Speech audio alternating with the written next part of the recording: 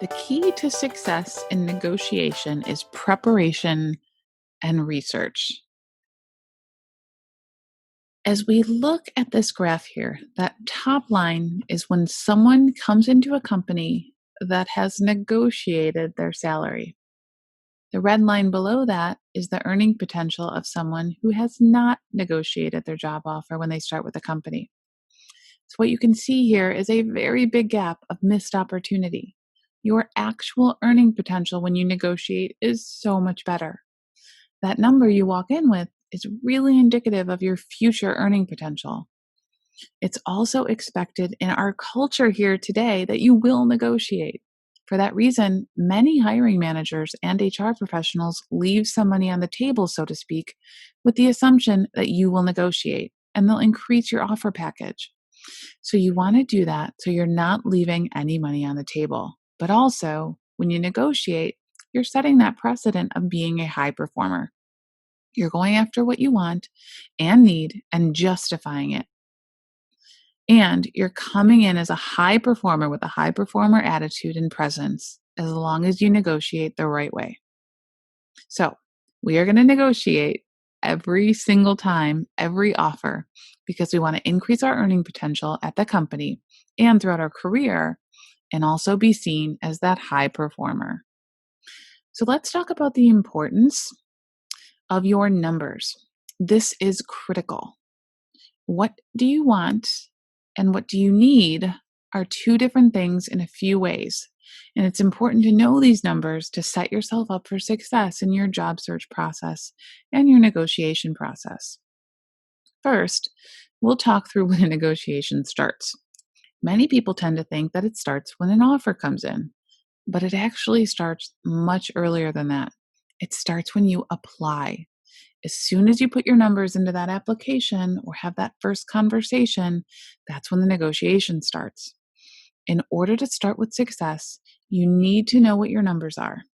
These numbers will guide you throughout your entire interview process.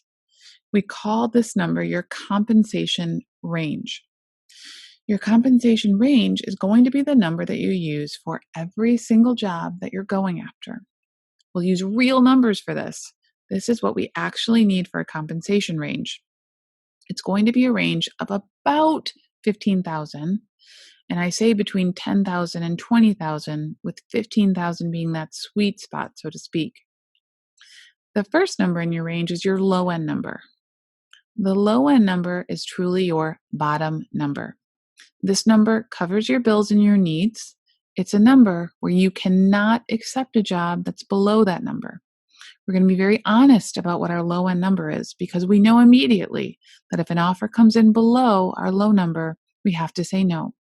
So this is our true number that we know we will have our necessities covered at this low end number.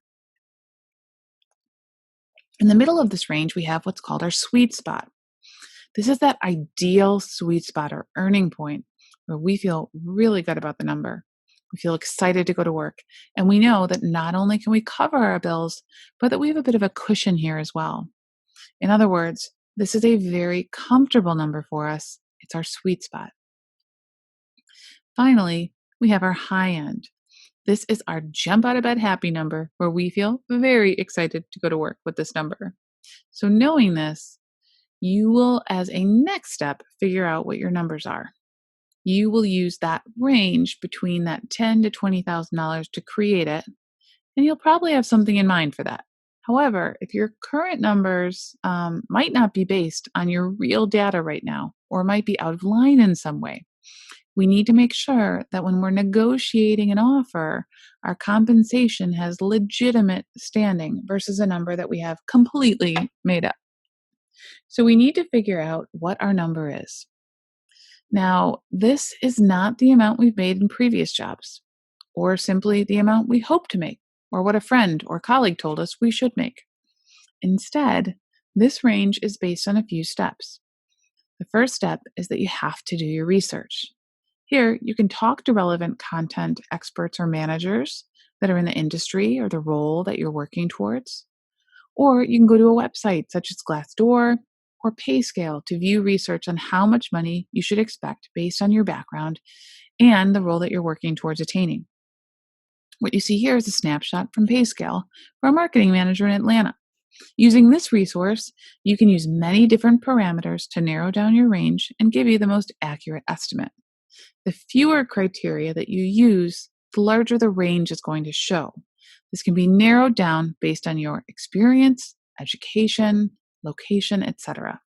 But what this allows you to do is research what people are actually being paid in that role with your qualifications, years of experience, and location.